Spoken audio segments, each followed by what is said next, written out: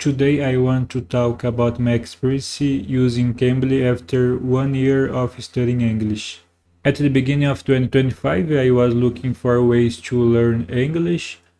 I even considered doing an exchange program, but it was too expensive.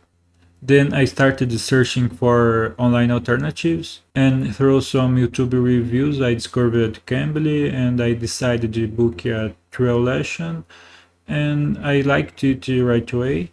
After that, I started analyzing which plan would be the best for me. Cambly offered group classes, a private plan with tutors, and the pro plan. The private plan had some limitation because I couldn't access certain professional tutors, and while the pro plan gave me access to the best tutors on the platform. And Cambly also offered monthly and annual subscriptions. The monthly plan was quite expensive, so I only considered the annual plan. In my opinion, learning a language takes at least 1 year, so the annual plan made more sense. There were also different classes frequencies available, like 1, 2, 3, and 5 classes per week. Since I really wanted to improve and practice as much as possible, I decided to invest in the pro plan with 5 classes per week. As someone who was basically starting from scratch, the first few classes were challenging. I remember write down information about myself, my country, my job, and even a list of questions I could ask my tutors before the classes.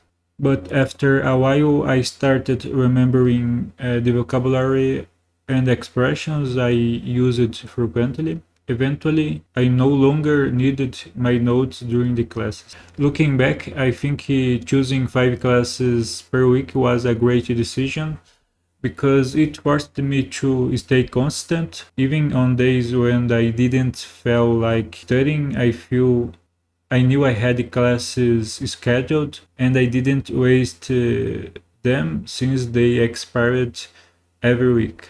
One thing that surprised me was the quality of the classes. In my experience, the tutors were well qualified and knew how to keep the conversations engaging while still helping me improving my English. And many classes were based on articles or discussion topics. We would read an article together and then discuss it, share our opinions, and sometimes even debate different points of view.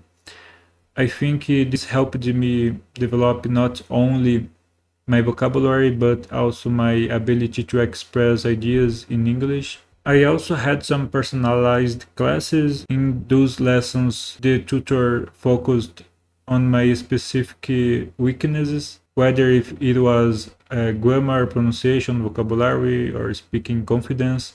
Having that personalized feedback was very helpful because I could work directly on the areas where I needed the most improvement. So how I feel about my English level after 1 year?